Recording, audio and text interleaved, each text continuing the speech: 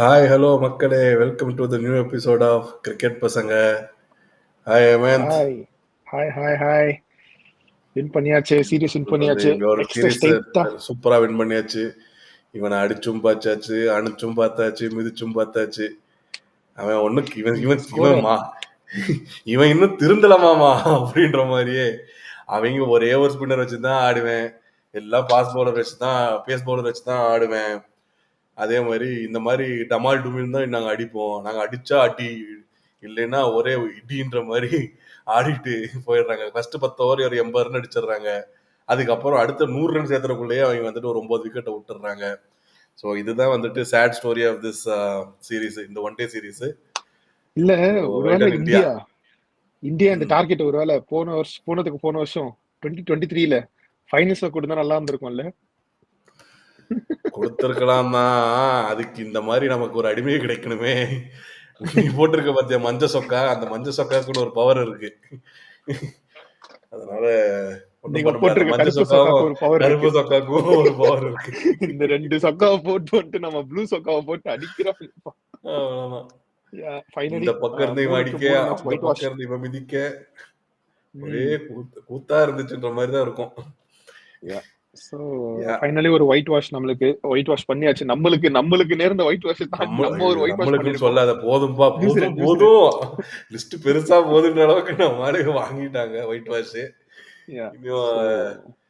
என்ன சொல்றது, like it was a good change. Like அதுவும் இல்லாம நல்ல சான்சஸ் கொடுத்தாங்க. ரவீந்திர ஜடேஜா ரெஸ்ட் பண்ணாங்க, which is correct decision.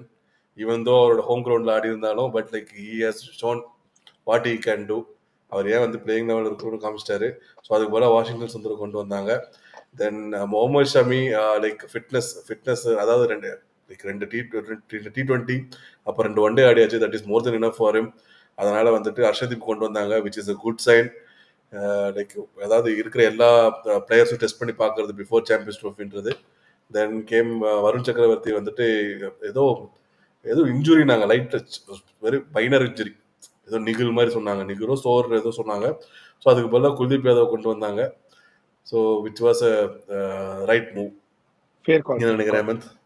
கண்டிப்பா. ஏன்னா குல்தீப் யாதவுக்கு ஒரு மேட்சா சான்ஸ் கொடுத்தே ஆகணும். ஏன்னா அவரும் மெயின் ஸ்குவாட்ல எனக்கு தெரிஞ்சு பிளேயிங் லெவன்ல இருக்க போறாரு சாம்பியன்ஸ் ட்ராஃபில. போது அவரோட ஒரு பொட்டன்ஷியலை காட்ட வேண்டிய நேரமும் தான்.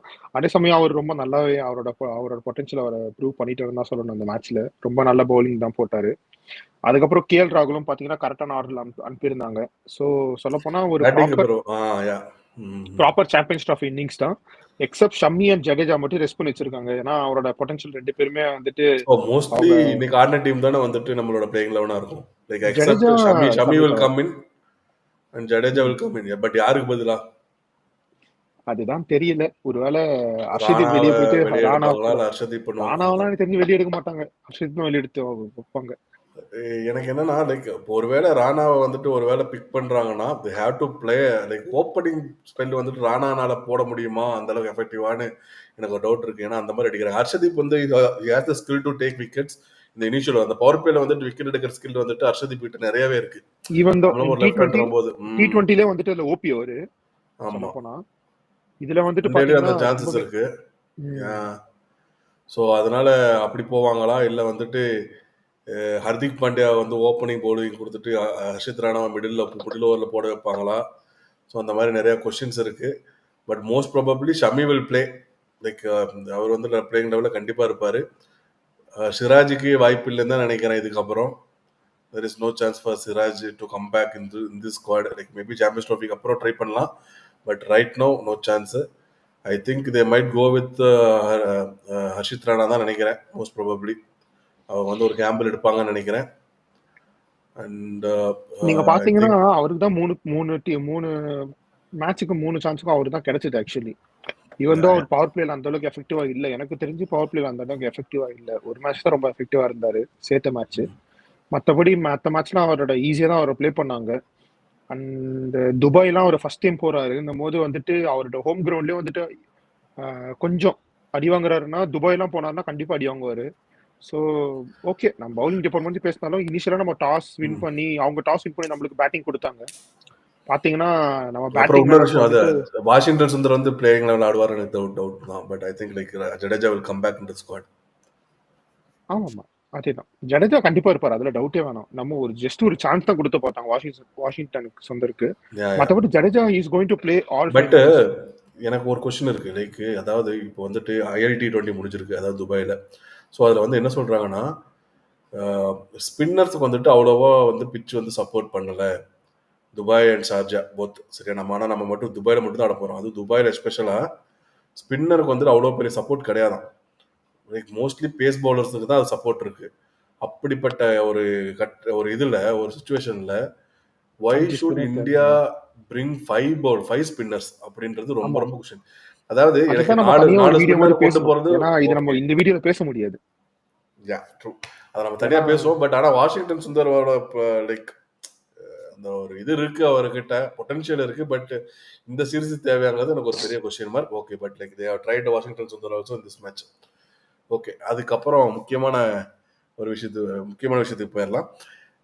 இந்தியாவோட ஒரு வழியா டாஸ் 3வது வாட்டியும் டாஸ் ஜெயிச்சு என்னடா திருப்பியும் பேட்டிங் எடுக்க போறாங்கன்னு நினைச்சோம். நல்ல வேலை, பரவாயில்ல, நீங்க ஆடிக்கோங்க அப்படின்னு சொல்லி விட்டு கொடுத்து நம்மளை நீங்க ஆட வச்சாங்க. ஸோ நம்ம குஜராத் டைட்டன்ஸோட கேப்டன் அவர்னால என்ன பண்ண முடியுமோ அவ்வளவும் பண்ணிட்டார் இன்னைக்கு. என்ன சொல்றது? What thought about Gill's innings?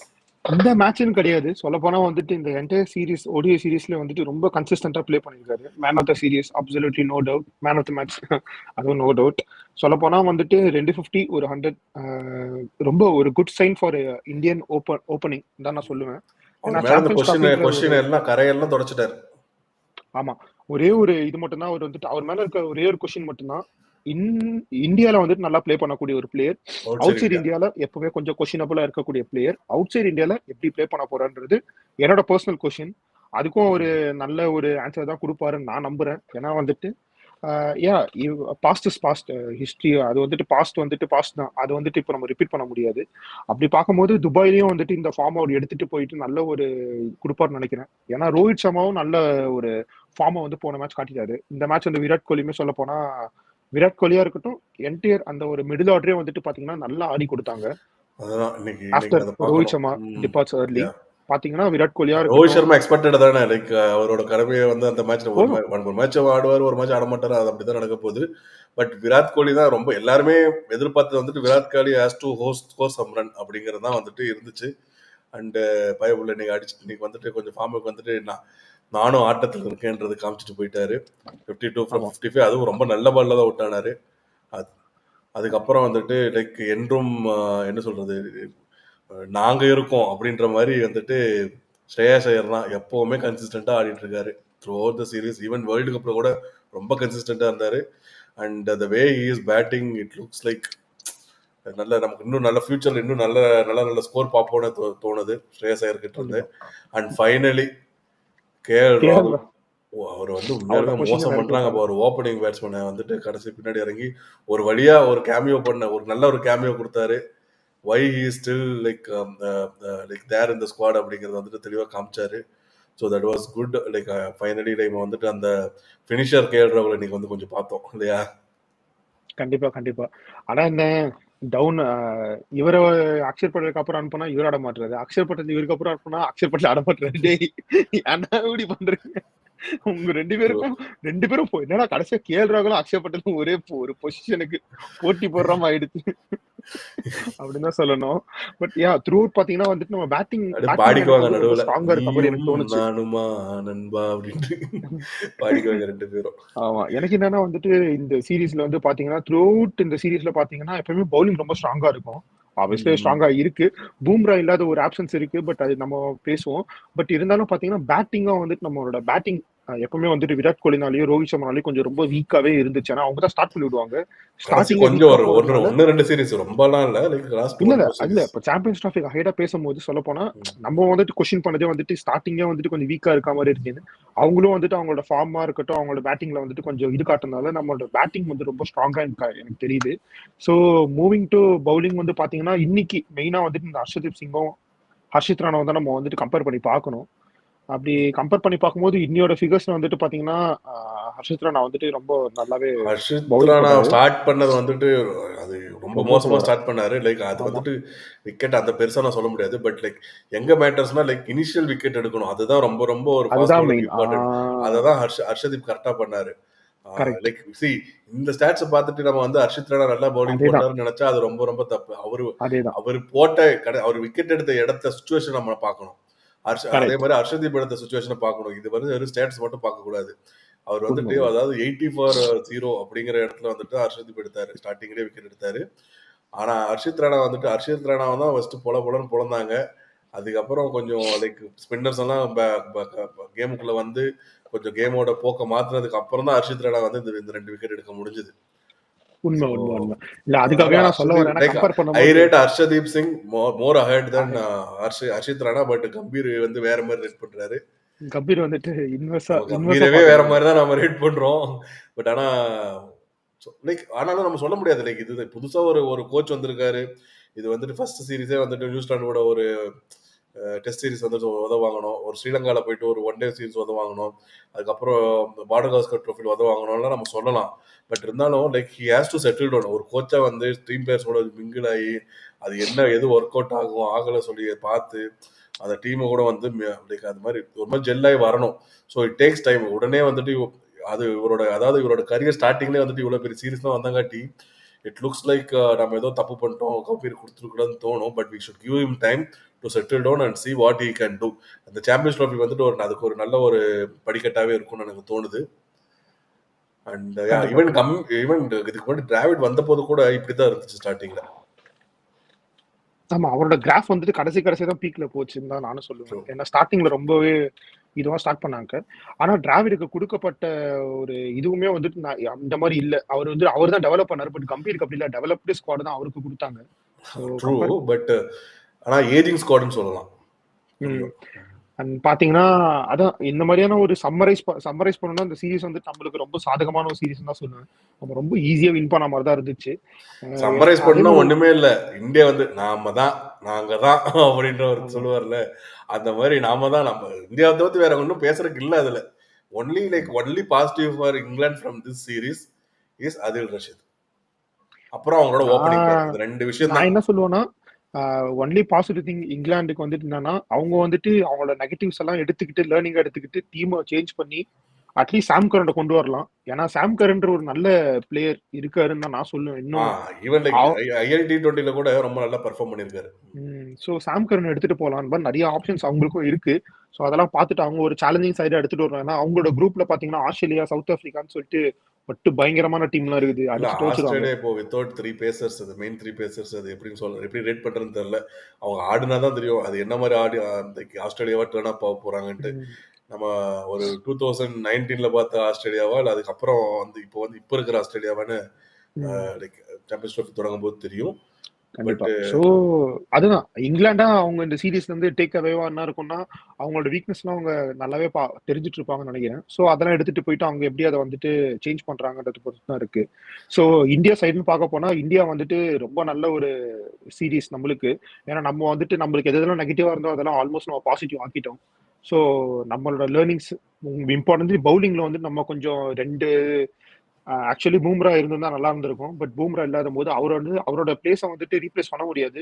But முடிஞ்ச அளவுக்கு வந்துட்டு அட்லீஸ்ட் மேனேஜ் பண்ணக்கூடிய ஒரு பெர்ஃபார்மன்ஸ் கொடுக்குற அளவுக்காச்சும் யாராவது ஒருத்தர் நல்லா தேத்தி எடுத்துட்டு போயிட்டு பெர்ஃபார்ம் பண்ண வச்சாலே அது ஒரு சேலஞ்சிங்கான சைடு தான் நான் சொல்லுவேன்.